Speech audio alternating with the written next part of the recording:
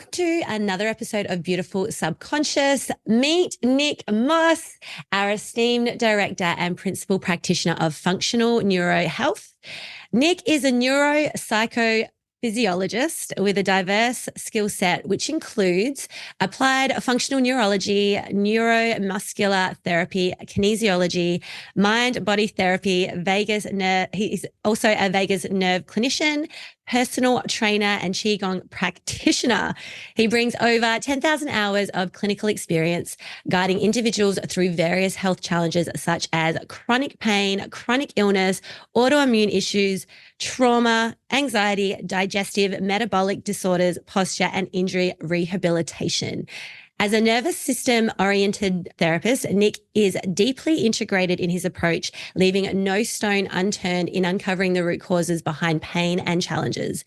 His role extends beyond the clinic as a seasoned educator and mentor for health practitioners worldwide. Nick's commitment to constant learning, instilled during his military career, drives his continuous development of content to empower practitioners and support individuals in mastering their health. Throughout his career, Nick has observed the impact of unresolved traumas and accumulated stresses on the nervous system, often leading to chronic health conditions. He emphasizes the importance of unlocking the nervous system functioning to prevent debilitating physical and emotional problems. I am so excited. Welcome, Nick. How are you? How are you? Yeah, hey, good. Happy to be here. I'm so happy that you're here. I love reading all of that because it's absolutely everything that I am so passionate about. So to have you here today is an absolute honor and a privilege. So thank you. Thank you. My pleasure. Let's learn more about you. I want to know how all of this started for you. I would love to learn and educate the listeners on what led you to this line of work and becoming the nervous system expert. Yeah, I mean, it's definitely that title, nervous system expert. I mean, it's just a title anyway, but I never ever thought that I would, when I entered the health career 15 years ago or so, I didn't even know what a nervous system was. I mean, I'd obviously heard of it, through biology classes in school, but I had no idea, I would have no idea when I started out as a personal trainer after leaving the army that I would become sort of known for that. Mm-hmm. As mentioned before, I was in the army, and usually what happens when you leave is guys at that time, I did, 6 or 7 years in the infantry, and then usually you'd go into like one of three career paths, and one would be private security, one would be the mines. There was a big mining boom back then, if you remember that. Mm-hmm. And then the other one would be fitness. And so I did a little bit of security work, and then I went, okay, I'll just try fitness because I'm, generally pretty fit. So I sort of got into personal training and went through all the normal stuff that a trainer would do. I started out like I didn't even know. I wasn't even a big trainer back then in terms of the gym. I was army fit, but not gym fit. And then people took me under the wing and showed me all the, the bodybuilding stuff. And like I got into that, and I was like, I got over it pretty quickly. And then I went to CrossFit. CrossFit was starting to get big then. I really liked that. At the time in Fitness First in the gyms there, they had a really good education stream. So they had a bunch of teachers there that were also Paul Chek trained professionals. Have you heard of Paul Chek? He's one of the holistic health gurus. Just go YouTube him. He's got some amazing stuff there. And his level of knowledge is unbelievable. He had a few of his students there that were also teachers within the system there. And I did a course on back pain and core conditioning and, training females and things like that. And they're only like a few days courses, but because that's all I knew, I applied that really thoroughly, and then was getting results with clients in terms of like back pain and stuff like that other practitioners weren't. And I was only sort of 6 months into my fitness career. Yeah, wow. And I was thinking, okay, so in this fitness field, you can actually help people get out of pain as well. I'm like, that's pretty cool. Still I had no idea what the nervous system was, but I'd heard Paul Chek, start to talk about it. I went to these lectures, and this guy would talk, Paul Chek, and I'd be like, I mean, the whole audience, there was mainly trainers, there was osteos, there was doctors, there was physios, and everyone was just blown away by this dude's knowledge. And I was just like, holy crap, if I can get anywhere near this guy's knowledge about not just the nervous system, but just everything, like how it all intertwines, that's sort of how my mind started to work. And I was like, wow. I mean, that's probably impossible for me. I won't be able to do that. But went on a bit of a journey, and I had a bit of a deep, dark sort of depression, as most guys do after leaving the military. I didn't know, but I had like a brain injury from multiple concussions that I'd suffered through my teenage years as a footballer, and then also in the army, concussion, grenades. And then if you couple that with a party lifestyle, drinking, and then trauma, that's a big recipe for what manifests as like sort of depression. I had like anger issues, things like that. And it just, everything spiraled out of control. Everything, like, long-term relationships. I lost like 50 people at once, all that sort of stuff. Mid to late 20s. And that sort of forced me to face myself and start to look at the spiritual side of things and start to look inward and start to look at meditation. And then I had an experience after years of, or like a while trying to meditate, whatever that means. Mm-hmm. And finally getting it when I let go and I allowed myself to feel the feelings that were within me. Once I felt that, I knew that I felt bliss, love, consciousness, and that shifted me forever, because I was like, okay, there's something more. Like there's something more than this physical, and I'm going to be okay. There is love or something outside us, mm-hmm. or in and around us, right? It's something you can't even really describe it unless you've had it, right? Completely. And that just flipped something in my head, and I was like, oh wow! Like, and I'd read it in books and stuff, in like Eckhart Tolle and things like that. Mm-hmm. And then I met some people that told me about kinesiology, and like yourself, and I didn't know what that word was as well. I looked at this course. A massage therapist said, you go study kinesiology at this particular college in Sydney. And I was like, wow. And like a part of like the innate part of me, my heart was like, yes, that's what you've got to do. And I saw all the content. I was like, wow, this is amazing. But then there was this ego part of me was like, well, you're Nick, the ex-army guy who's just a fit dude, and he's like, I used to be, tough dude, all that sort of stuff. Mm-hmm. You can't do that. What will people think of you? Anyway, I'm probably waffling on here, but no, I love it. I love learning your journey. This is awesome. And eventually, I went to work so I was still working as a PT, but only part time from being a full time PT trainer.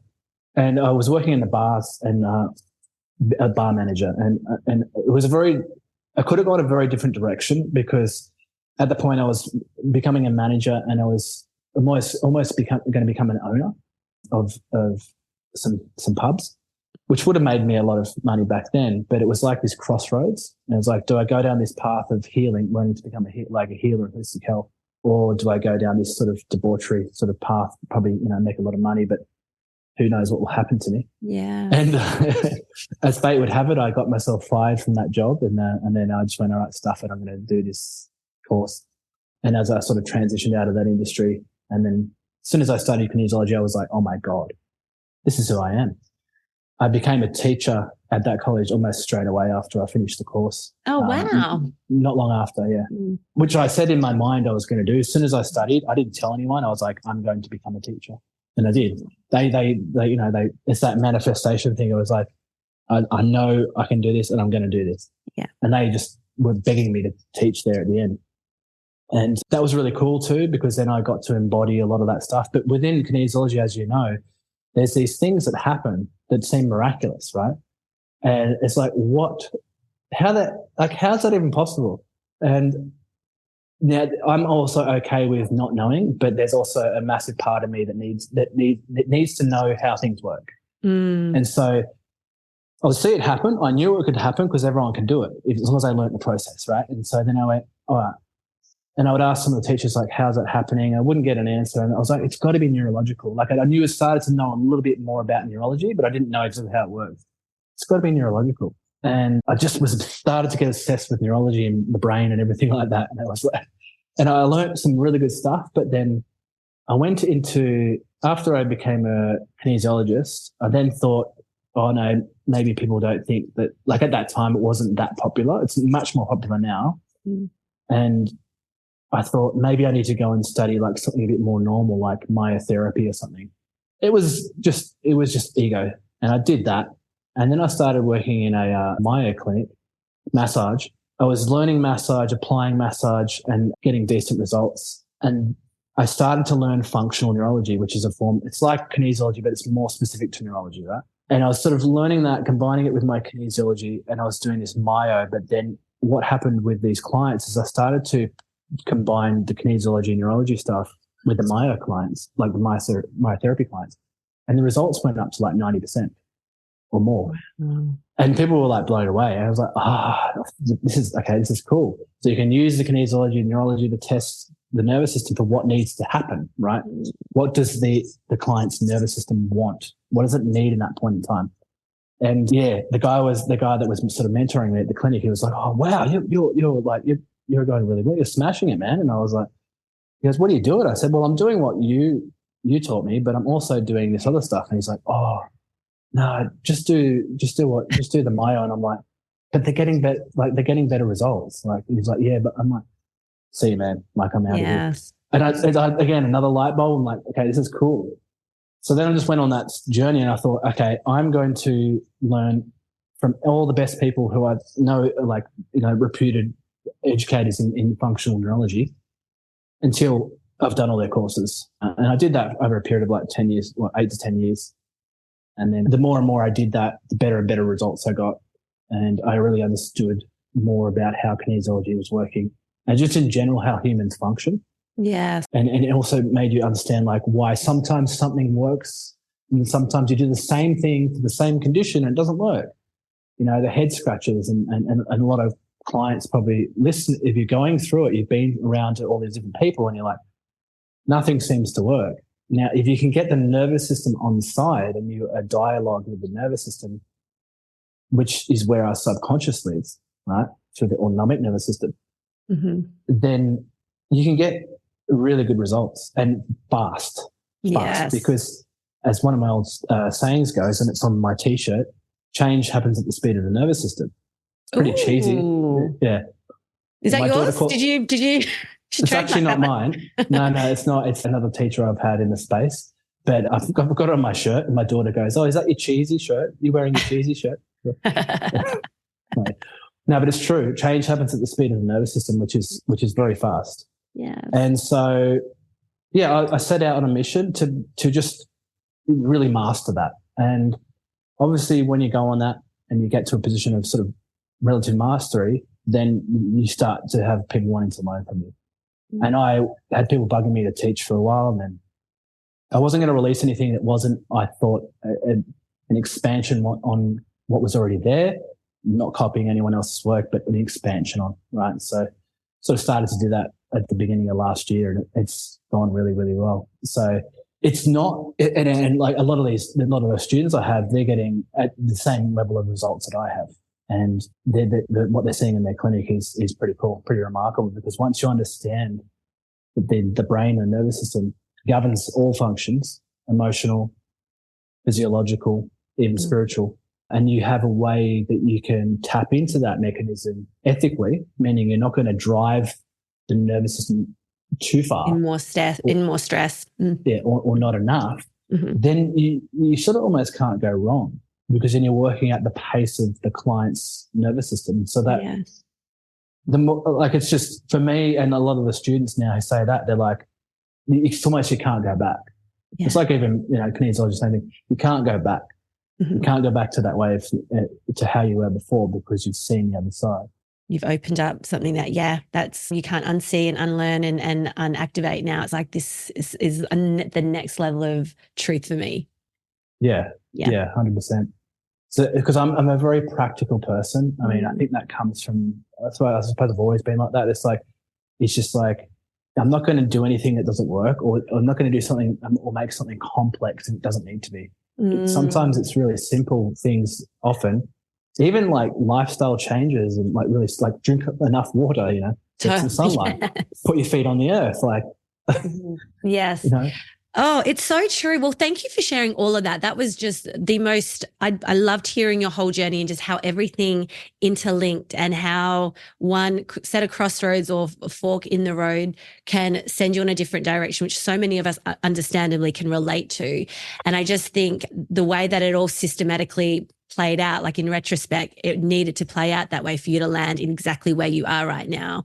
And I think, what you just said then, where doesn't have to be complex. And I think a lot of people have caught on to, well, a belief that something in inverted commas is wrong and it must be something so super extreme. And so they're needing to go and get all these specialized, I guess, tests and things done just to make sure that they're reaffirming that it is complex, when really sometimes the most simplest solutions are right in front of us and they're the most impactful. And so I guess, what do you have to say for the people who, I guess, are probably still trying to understand, is that really true? Like, all it really is water and, walking and grounding down and really just changing up some lifestyle choices. Well, I mean, the truth is the truth, whether you believe it or not. Yeah. I'll just say that, and you may not like, obviously we do have, if you have a belief that something isn't true, then you're not going to see that it is true, of course. Yes. This is a whole different thing. But just because you don't believe something is possible does not mean that it isn't possible. Yeah. So it's sometimes if you feel like you're in this state of, you can live in two ways. So like, you can live where you need to see it to believe it, or you can believe it before you see it. Yes. There's two different types of ways of looking at things. However, I love that. I do believe that we should see results. And so going back to your point there on, is it as simple as those lifestyle changes? Well, it can be, yes, because the way to approach health, and this is the way I approach being a practitioner, this is the way I teach my practitioners to approach it, and that's why they get it, is address the global things first that, have a massive effect. Does that make sense? So like, we know we need sunlight. We know we need movement. We know we need to drink water. We know we need to put our feet on the earth. We know we need sleep. We know we need connection. Yes. Right? It's the fundamental human needs. Yeah. So say if you have a symptom or a bunch of symptoms, a probably intelligent way of going about addressing it is going, let's just check off all those things first. And then now if you still have the same symptom, now you can get specific.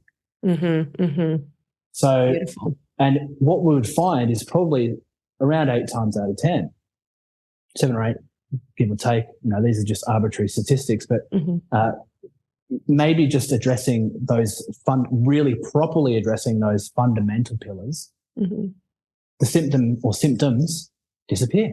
Do you know how many times I've seen that in my clinic over the years? Imagine. I mean, I'm sure you've seen it yourself. Yeah. Client back pain, drink water. Oh, pain's gone. Chronic pain, sleep. Oh, the pain's gone. Anxiety, learn how to breathe properly. Oh, I don't have anxiety anymore. Like the list goes on and on and on. It's true. It really is true. And it's I guess, baffling in a way, but we can understand like how so many had lost our powers in believing like it can be that simple and just like, just to breathe. It's like, that's really all it is. It's just all that the human body needed. And it brings that power back. And it's a shame that we had lost it for a little while, for a long period of time, thinking that we needed to draw upon answers for something that we're seeking needs to validate what we believe is going on in our head. But just it's also really empowering to know like, yes, like these things are here. Like we've got everything in our natural environment that can serve us and support us for our most optimal health, if we just allow ourselves that belief that, hey, like what we have and what we need is all right in front of us, and it doesn't have to be complex if we, allow it to be. Simplicity trumps complexity, and complexity should be built off a foundation of simplicity. I love that. I think that's really powerful. Yeah, because, I mean, it doesn't because complexity requires like a sort of linear and hyper focus. But if you're hyper focused, then you can't see outside your focus. So if there's a lot of things going on and you're being hyper focused, then you can't see out of that point of focus that you're at. How do you know what's going on over there and over, And so the greatest sort of thinkers in probably any field, but even, like I'll just bring it to health practitioners, like that Paul Chek guy is sort of inspiration. You scale it back and look at everything, and then you can see, okay, that little thing over there is kind of missing. Let's have a look at that little thing over there. It's not saying that this is what I mentioned before about, a client drank water and got rid of back pain. That hasn't happened that often, but it has happened. They're anecdotal. And then there might be, it can be a simple, really simple thing, And it can be a different simple thing for different people. Absolutely. Or it can be a bunch of simple things plus some complex things. Yes. Yes. Like a specific, nutrient or a specific therapy or maybe a specific belief or whatever. Mm-hmm. Yeah, totally. It's essentially getting, especially with chronic illness, chronic illness arises when our system has gone over its threshold. Mm-hmm. And if you think of our threshold like a bucket, right?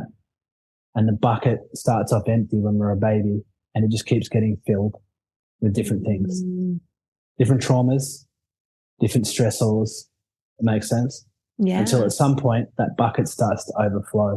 And what we're trying to do with nervous system work or kinesiology or things of that ilk is start to address things that are inside the bucket, and then you take out, you dissolve that from the bucket. You dissolve it, it creates more space, and then all of a sudden now you're back under your threshold. Yes. Which means that if you're under threshold, you shouldn't really have the need to express symptoms. And everyone has different levels of threshold. Depends on, what they were given from mum and dad, their lifestyle, their upbringing, everything determines that. And that's why I do like kinesiology and neurological type work, is because we're honoring that for each individual. Absolutely. I think that was really cool that, just readdressing or just reaffirming for people that, everyone's threshold will look different and everyone's going to have different capacities. And that's the beauty of this type of work, because we honor the body and the person where they're at with what they've come in with, what they're working through, what they're experiencing, and not having one size fits all and drawing upon exactly what their body is indicating and honoring that. We could talk about that. I really just could talk about that all day, but I guess to really draw it back in with the nervous system, because, it's becoming more aware. And like you said, when you were just speaking earlier, where when you started in your industry, you didn't know what the nervous system was. I can completely relate to that. I had a very similar journey in a sense, where it all kind of started with yoga for me. And then it unfolded into working out the body and how my body was reacting into particular areas, whether that is standing in front of people and speaking and just being open and vulnerable. I'm like, why is there was always this constant curiosity about why is my body responding in this way? It makes no logical sense, but here I am in this state of, threat. And so it led me to kinesiology. But at that time myself, I didn't really understand or make the connections as much, and the nervous system being the central system to where everything can be addressed. So with that said, for the people who are just learning about the nervous system, what makes it so significant?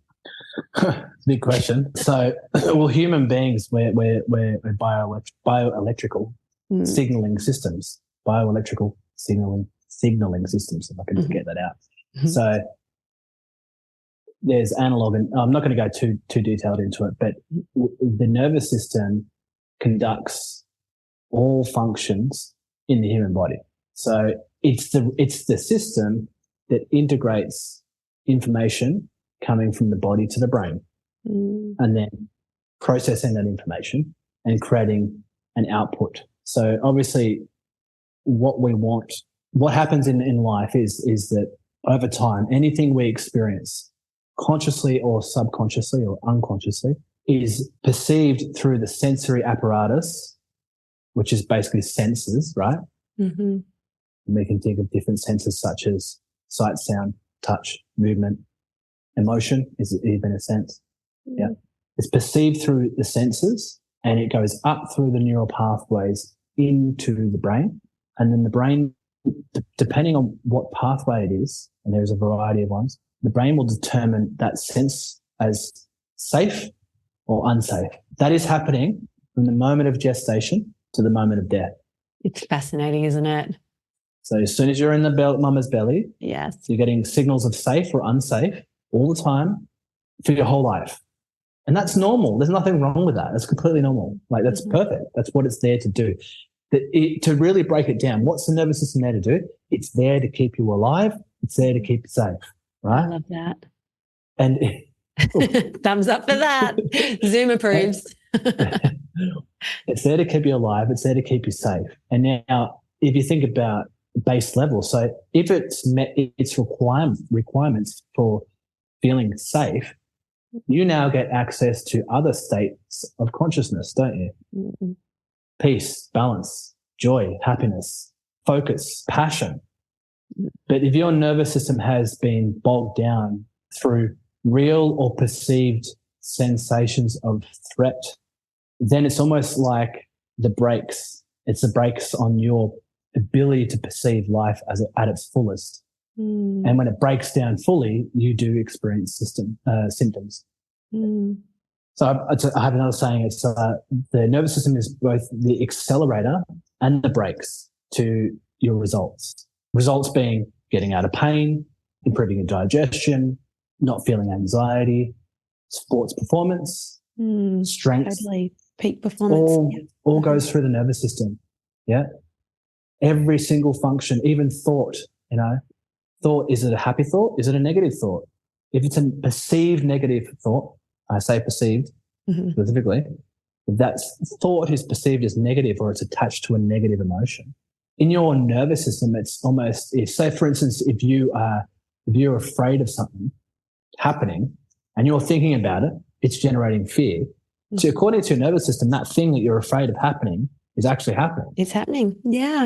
And then so you have a physiological effect. So if you're always in a state of fear about a thing or things, then your adrenals are always in overdrive, your thyroid is hammered. And so therefore your whole endocrine system and your hormones are out of whack. So a lot of people will go and see the best naturopaths, people in the world, trying to treat their endocrine system with maybe they do the medical route or maybe they go more natural. But even then, if the driver of all that activity is because they're in a state of fear, until we uncover the source of fear and collapse that pattern down, once we do that fully, all the layers of fear, because there will often be layers and layers and layers, then that system, the adrenals, the thyroid, the endocrine system can all come back into balance. So another saying, again, I've got a few now, the success of any therapy depends on the basis of the problem.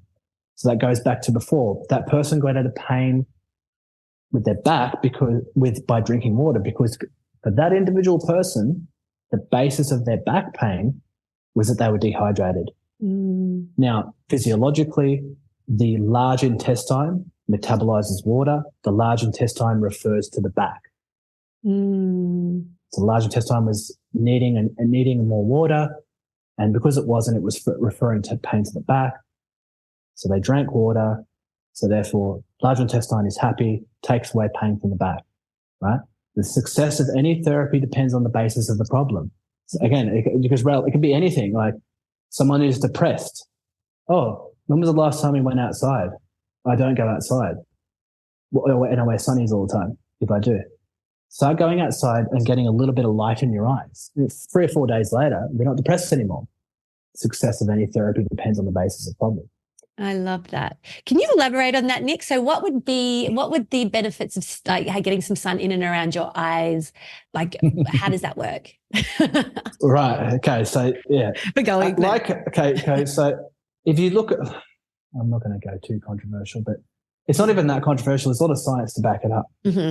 Now, if a person who really has their head around it is Dr. Jack Kruse, who's a neurosurgeon and is all about this stuff. We have it back to front. We shouldn't be wearing sunnies in the day. We should be wearing sunglasses or light glasses at night. Artificial light, we need to protect our eyes from. And in the day, we need to get sunlight into our eye, meaning that the lights, that doesn't mean looking at the sun, right? This means natural light hitting your eyeball, going in through the retina, because what happens there is a massive cascade of positive hormonal effects. It's incredible. Yes. So you guys have maybe heard of melatonin. A lot of people have sleep issues and they take melatonin. One of the best ways to build melatonin is to get sunlight, in particular morning sunlight, direct sun, like not looking directly at the sun, although some people will do that and they're fine, but don't do that. Sunlight, it can even be overcast day, it doesn't really matter. sunlight in the eyes, especially if you haven't had it before, will have a big effect, because sunlight in the eyes in the morning triggers build up of serotonin, and then that also creates melatonin. So then you're going to have a better night's sleep. But it does more than that. It also produces glutathione, which is a powerful antioxidant. And it just generally balances the entire endocrine system, because the eyes relate to the pineal gland, but that then also translates back to the pituitary gland, which is one of the master glands in the body. And so that's going to have an effect on the thyroid and the adrenals, just from getting simple light in your eyes. Another person who's quite popular who champions that is Dr. Andrew Huberman, which I'm sure some of your listeners would know. Big neuroscience guy, and his protocol is that as well. So I haven't worn sunnies for a long time. I sometimes will wear, and look, I don't care if everyone's allowed to do whatever they want. Like, it's fine. Yeah, for sure. But I often, but it is real. Like, that's not like some fad thing. That's legitimately real. And a lot of people say, well, I can't wear because I'm sensitive to light. And it's like, oh, that means you need to do it more. So yeah. Like, that means that your optic nerve can't tolerate natural light. And so if you're sensitive to light, you don't want to like just go straight into it. You need to build up that threshold at that capacity. Yeah, exactly. Absolutely.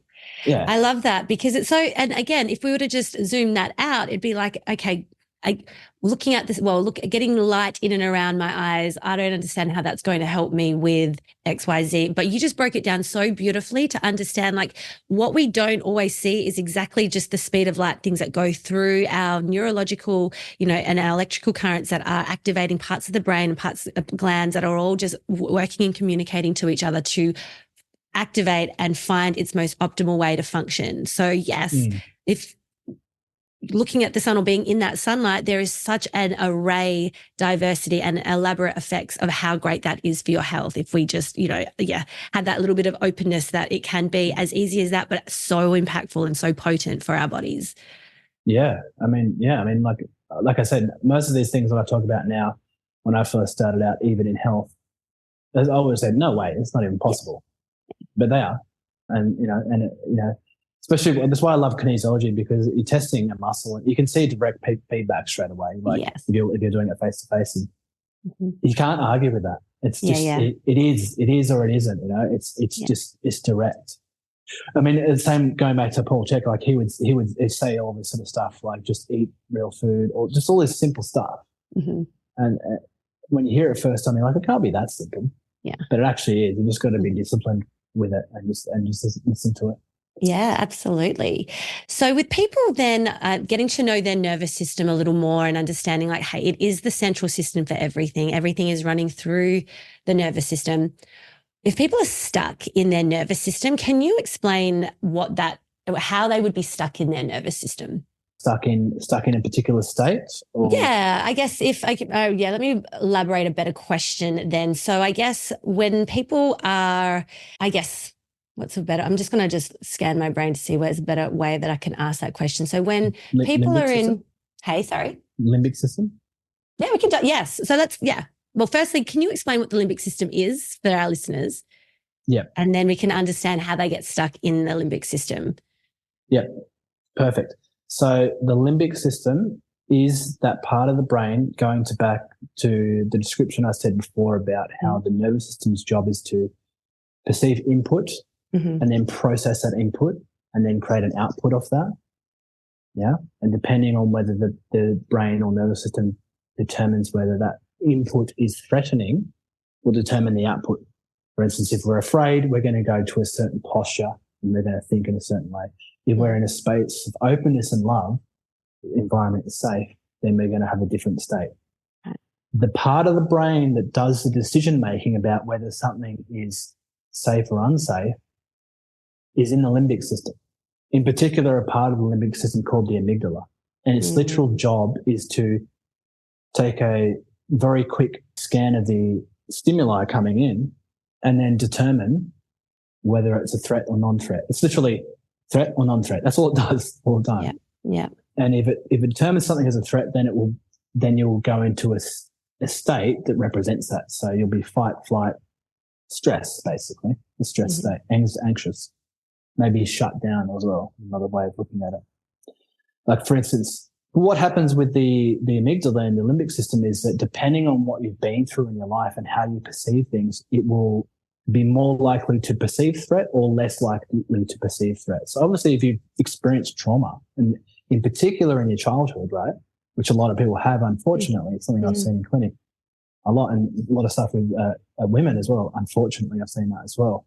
Then your limbic system gets wired towards being in a state of threat. So therefore, even it can change how you see the world unconsciously. So I hope that makes sense. Yeah, so it can change. So you'd be more likely. It's like when you get reactionary and you're like, you don't know why did I react? There's nothing actually going on, or I'm in a state of anxiety, but I don't know why. That is the limbic system that's deriving it. It's driving that. Right? It's a very ancient part of the brain. It's below the cortex, we call subcortical. It's ancient. And people can get stuck there, so you become limbic dominant, or it's just basically, you just say, if someone's like, oh, they're a stress head, the old saying, that person is limbic dominant. Old mate's a stress head. They're limbic dominant, right? And so this is what often why people self-sabotage as well. Self-sabotage and addictions are from this part of the brain as well. I say, yeah, I'm gonna go to the gym every day. And they go yeah, this New Year's, I'm going to go into the gym, right? Our habits also live in this, our negative and positive habits live within this, get stored within this limbic circuitry. So, the issues around money as well, like I'm not good enough, I don't feel worthy, that's also primarily generated from the limbic system. Yeah, it's like it holds our subconscious responses and reactions to the world, internal and external, and then our predominant emotional patterns, right? There's only really 5 main emotions, but we often will have 1 or 2 that we default to. We can experience all emotions, that's normal. But, someone will be more likely to experience fear negatively, or anger, or hurt, or sadness. That is also linked in with the limbic system as well. So this is when, and obviously it does tie over into chronic pain, chronic illness, things like that as well. That's why often a lot of the medical system doesn't treat those conditions properly, because they don't address that the limbic system itself may be actually creating the condition, because it may have tagged, like for instance with anything chronic, it may have tagged that it's actually safer for you to be unwell as opposed to being healthy, because you cannot be healthy until you take responsibility for yourself. And then once you're healthy, then you have to take responsibility for the world around you. So subconsciously, if being seen or putting yourself out there is deemed as unsafe, then you may keep yourself small, which could manifest as an illness, or could manifest as anxiety, or like social anxiety or depression or whatever. The unconscious side of why that happens is primarily a limbic system issue. It has a recording of everything you've ever been through. And that, what I mean by everything, I mean everything. Every breath you've ever taken, every step you've ever taken, every thought you've ever thought, every emotion you've ever felt. So that's part of what is called implicit memory. Fascinating, isn't it? It's explicit memory is what you can remember. Implicit memory is what your brain, the limbic system, remembers everything. Like the archives of it all, right? Yeah, 100%. Yes. Yeah. It's you can never be like, it'll be a continuous journey of just being so mind blown with just how in depth and how profound and how complex the limbic system really is, and that part of the brain. So, and what you just said also with how people can deem it to be safer to be unwell than it is to become healthy, because then healthy is attached to another fear or activates a fear of being seen or being heard, or what if I get rejected, or what if I fail at that? And then that seems even worse than me being unwell. At least I'm comfortable in my unwell, at least I'm familiar in my unwell. They might be cared for when they're unwell. So yeah, it's a secondary gain, right? They get a need met in that field. So I mean, I don't know if there is a simple answer to ask that. So if people are starting to hear that and be like, oh gosh, maybe what I'm currently living with is something that I'm choosing to attach to. Because on some level, everything is, whether it's conscious or not, we're choosing it for on a higher level, our safety, and we feel like it's an important need on some level. So I guess if they're starting to explore that and they're like, oh, that's going to be a big one to open up, and that's going to mean that I'm going to have to change a lot of things, or at least look at myself in places that I haven't built that muscle of comfortability yet. What would you say? Is there like a little step or little tips, or what would you suggest for people that are just kind of getting into it? Well, it's not really something you can truly do, especially if it's a new concept for you. And if it's new, it's not really something you can do with skill consciously, because it's very unconscious. But I mean, change always starts with awareness, right? Yeah. So just understanding that is actually, from what we know now, there's obviously other levels. There's spiritual stuff, there's energetic things that are going on as well. And I'm very much into that. But from a brain perspective, from a neurological perspective, just know that there is a part of your brain that's deep within your brain, which is trying to protect you. It wants the best for you. So if it creates pain, it's not creating what you consciously perceive as pain. And that pain could be physical pain or emotional pain. It's not doing it because it wants to hurt you. It's doing it because it wants to protect you. So just knowing that if you can't consciously figure something out, it's probably the subconscious part of your nervous system that reflexively wants to protect you that is driving that. And that's your cue to go and see someone like me or someone like Michelle. Right? Because that is literally what we do. Yes. Right. So that is how our skill set is built out. Right. So, I mean, there's other therapies that do as well. And there's good and bad practitioners that do that as well, but just try and seek out the high quality ones, because they're able to guide you. And that's a process of making the unconscious conscious, which is what meditation is, what yoga is as well, which are a slower, more methodical. I mean, like I said, it can happen in meditation as well. Yeah.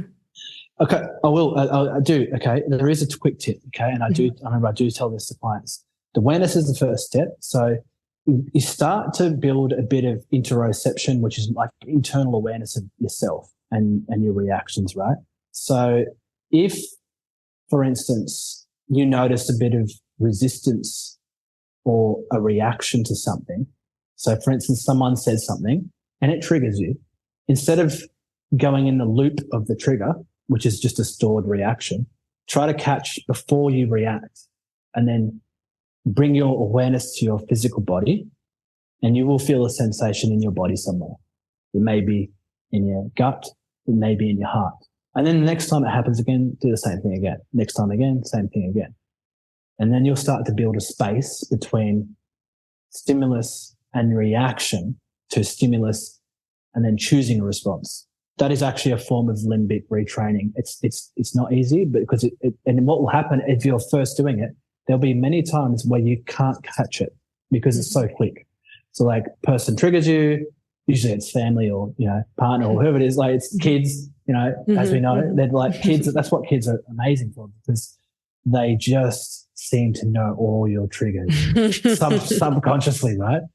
So you can see that as an annoying thing, or you can go, thank you so much. I try to do that with my daughter. She makes sounds that, like, it's literally the only sound in the world I don't want to hear. Like, and I have to know, like, okay, yeah, what's that bringing up for me? Like rage or something like that, or like irritation. And it's like, it's interesting. And each time I bring awareness to that, I start to build that muscle and that space between the reaction and response. So it's awareness and knowing that that's a part of you, and how you can consciously bring yourself into it is to actually feel the trigger, notice the trigger, and where do you feel the trigger? And what you'll build over time is you'll notice that this specific trigger, it always goes to my gut. And this other specific trigger always goes to my heart. Or maybe it always goes to the same spot. Like there could be multiple spots, there could be the same spot. And that in itself is actually a therapy. Yes. Yes. That creates neuroplastic changes. Neuroplasticity is the ability to change brain loops and brain pathways. And the more you do that, the more awareness you have of yourself. And then over time, if you do enough of that, you can become what I call unfuckwithable. Sorry to swear, but it's just like it's a formal terminology. Yeah. Yes. So it can become basically, it's just much harder to throw you off because you have a better locus of control of yourself. Mm-hmm. And it's not like control as in like you're controlling yourself because you don't want to say anything wrong. It's not like that sort of control. It's more like control of your responses. Yeah. Well, you become that master of your own power, I guess, and honoring where you choose it to go and how you choose to react is bringing back to that mastery of your subconscious, your nervous system and the responses that play out, which I think ultimately that's what we both and so many practitioners are driven for, just that mastery, because we see triggers and we get them ourselves. Like, it all started from the exploration of why is that trigger there? Like, where is it? Why does it keep coming? Why do I keep behaving in that way?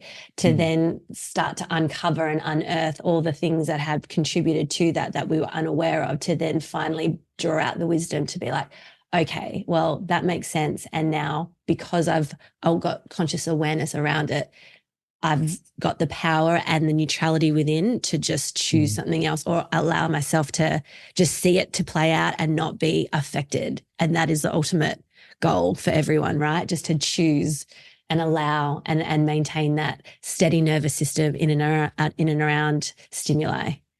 Mm-hmm. And so I think, well said. Oh, thank you. It's so interesting. Well, obviously it's like January, so we've all just kind of come out of the season of Christmas and New Year's, and it's always fascinating to see how much work you've developed and progressed with when you get in and around your family dynamics. Were you home for Christmas? Do you have family? What do you do for Christmas? I've got ongoing sort of family issues with my parents' side due to issues with, stuff like that. So I'm working through that. But the funny thing with that is that I had to do a whole heap of work around that, around being okay in myself, because I realized I couldn't change them. Yeah. And that way, it's like, it is what it is. I've been lucky to have family with my partner, and we that's what we do over Christmas. And so I get that family side. Beautiful. But it definitely does. Christmas actually even does still. It always tends to bring up stuff around that. Yeah. My behavior changes, and it's not necessarily because of me. It's more the pressure I feel from other people about trying to please them and everything else. I think a lot of times, family and friends and people you grew up with and stuff like that, sometimes their influence on us can really impact on how much we allow ourselves to grow into our highest expression. Because that, depending on obviously your family and your friends and stuff like that, they might want you to stay a certain way, and when you start shifting, they will unconsciously pick these things up, and a part of them, their limbic system, will probably maybe make it or do certain behaviors which may trigger certain behaviors in you to keep you back to where you were. So a normal part of the process as you go through is to, it does create friction. It doesn't always, but it can create friction. Sometimes people aren't willing to go on the journey with, and that's okay. It doesn't matter. It's just part of it, You can't force others to understand what you're going through with this. They're either on board with it, they either accept you for it, or they resist it. And that's different for everyone, how that sort of plays out.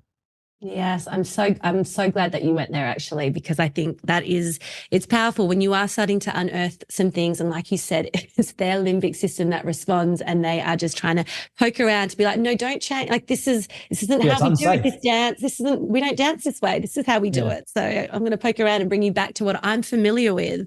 And I see that you're not there, and it's unearthing for me, or just unnerving. So yeah, I think it's the same in personal, in intimate relationships as well. So if someone starts doing the work and then another person isn't, it can create friction too. But if both people are doing their own work, then it can work. It can work as well.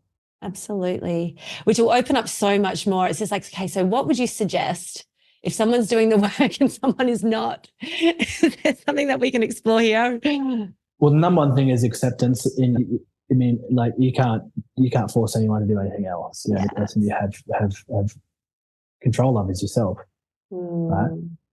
So that's what really helped me with my situation with my family, and I'm letting them play out in their own way, and that might evolve in a different way, but I'm not. Whereas previously I was forcing it, I was trying to be the fixer, and it made it worse. Like it just made it worse, and I probably inflamed the situation, and now it's just like, okay, no animosity, but let's just keep moving forward.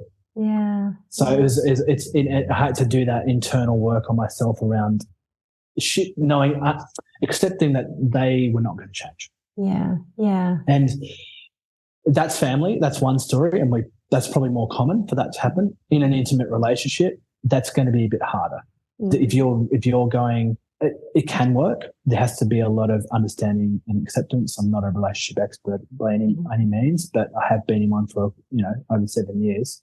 And we've had a lot of challenges and we've had to, go through a lot of stuff. So thankfully we're both doing the work in our own way. So how long has your partner been doing the work? Has she been doing it the same amount of time that you have, would you say? Did you meet in this type of realm? Probably the same amount of time. Oh, good. So, yeah. So, I mean, because it's nice to know, I mean, it's so fascinating to get insights from couples who have maybe didn't start this way, and then one jumped on board, and then the other one was like, all right, yeah, cool, I see some real positive changes here, so I'm going to jump on board. And just having that before and current shot of doing the work, I think it's always really fascinating. And I know for myself, if we apply it to, say, family, and this is where I was going with the Christmas comment, it's just like what used to trigger me, it's fascinating to see that the triggers, they're there, but they're not active. You can still see where you once would have reacted to how your mum speaks in this type of tone or this type of way. And you're just like, that would usually really spike me, but it's actually more comical now. You're like, I can see. And once you've so deactivated, you can find almost like the lightness to it all, which I love. And yeah, I think that is the beauty that I've seen from this doing the work, is just having that ability to notice what once used to trigger you in relationships, in your family dynamics, and it not being a thing anymore, it not being like a charge or something that, and so exactly. It's a beautiful, beautiful thing. When the mass again it goes back to awareness, but then also responsibility. So you can't take responsibility for their behavior, but you can take responsibility for your behavior. Totally. And even if taking responsibility, I mean, if you go into sort of things like Ho'oponopono, which is a whole other thing, we're all connected anyway. So you can take responsibility for their pain and their hurt, but that's a whole other kettle of fish. But the main thing is taking responsibility for yourself and your own reactions. The more you can do that, then, that's all good in theory, but the limbic system is deep. I mean, I've been on this journey for a long time, and like, there's just so much stuff to work through, But it definitely shifted and changed from where I was, much so. It's like you think, oh, is it, I feel like I've done enough. It just never ends. No, yeah. But that's a good thing. That's a good thing. Don't take that as like a negative, because that means that you can always evolve. Yeah. And it's just levels. There's just levels and levels. And hope that makes sense. No, absolutely. It totally does. And I think when we change our, again, perspective of it, it's never about that final destination. It's just like, how can you make the journey just so much more empowered and so much more just mastered? And you can handle any which way that the journey goes. It's not necessarily about getting to level 26, cool, done, conquered that whole game of life. It's like there'll be always be more levels and more beautiful little devils that we are there to address. So I think it's I like that one. That was beautiful. Yeah, that's good. Yeah. Awesome. I have pinched it. I mean, I added a little, but yeah, it's always nice to just draw upon those inspos. But it is true. It is true. We are forever evolving, and there'll always be something to unearth, and that is a beautiful, beautiful part of this journey.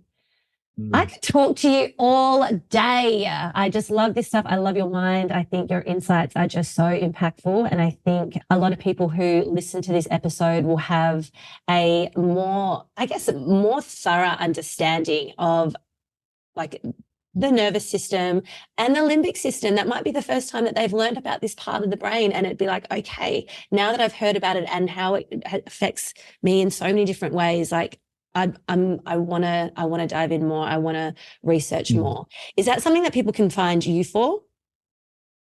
Yeah, definitely. I mean, I'm moving more into less and less one-to-one stuff and more into teaching and getting my practitioners who are doing amazing stuff to sort of take the reins a bit. Yeah, but I do have a bit of stuff, a bit of free stuff online as well. You've got beautiful content. I've got the vagus nerve masterclass. It's a whole other topic, but basically that's a part of the brain which, if you get working well, it can improve your entire body and also really calm your nervous system. So I've got actually a free masterclass on that, which you can get from my Instagram. Amazing. So yeah, I do take on people on a case by case basis, making sure to utilize my specific skill set now is like a difficult, complex case that no one else is going to be has been able to figure out, and I'll look to take that on. But yeah, that's sort of where I'm going, and I am looking to build actually some online programs that are not for practitioners, but actually for general public, almost like a reset program, where just all the fundamentals, the basics, and then some skills to learn how to balance your own nervous system so everything else flows better. So that's in the works. I'm working on some other projects first before I get to that, focusing on the practitioners first. But once that's done, then we'll roll that out as well. Yeah, that'll be powerful. That will be powerful. That'll be so powerful for people just to take that ownership and just explore, like take their power back and just start to really understand their nervous system on a more intimate level on their own, in their own journey, and understanding its cues and what's behind it. So I think that will be great when you roll that out.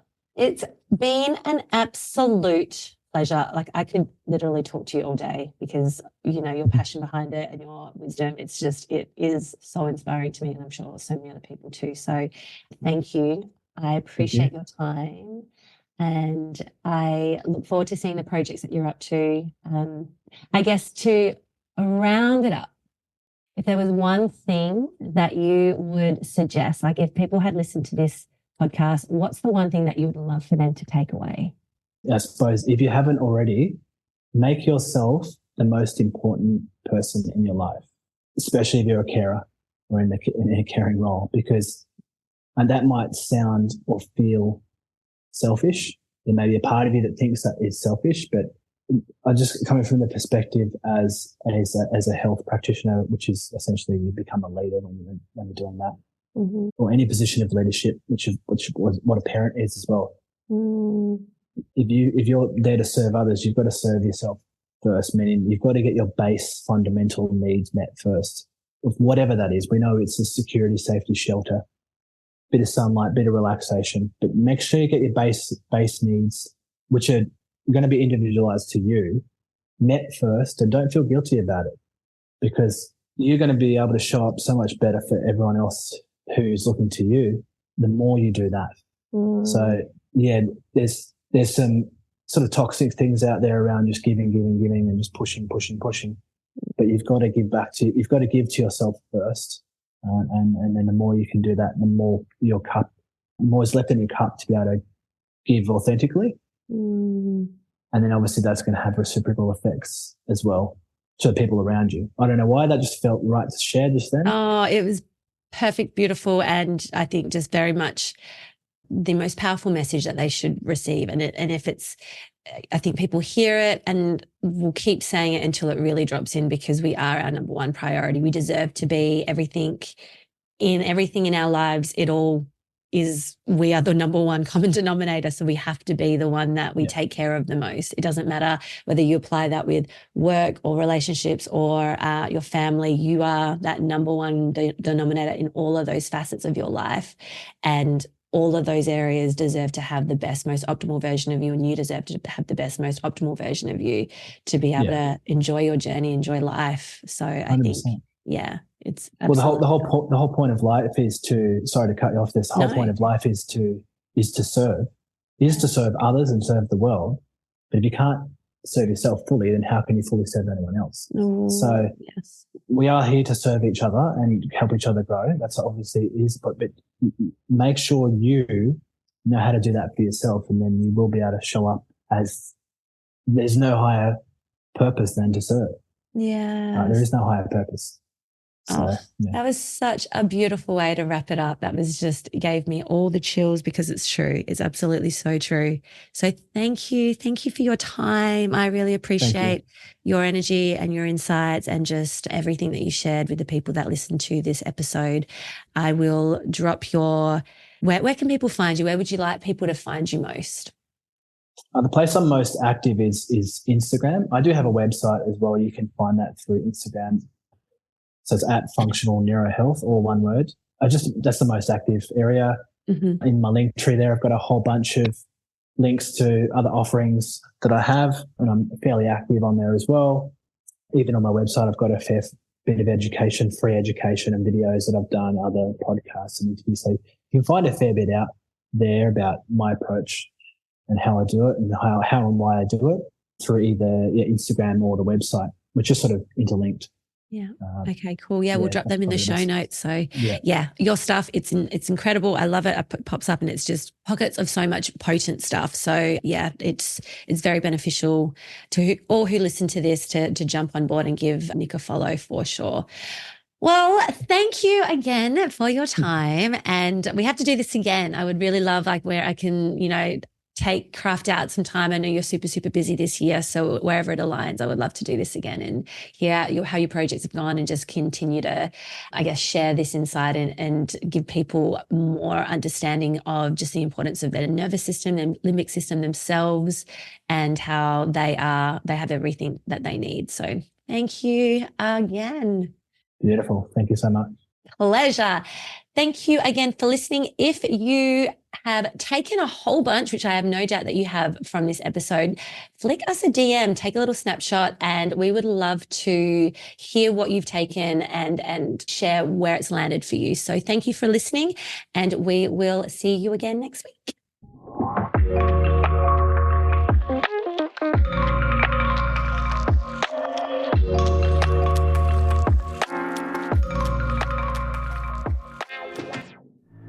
Audience exclusive.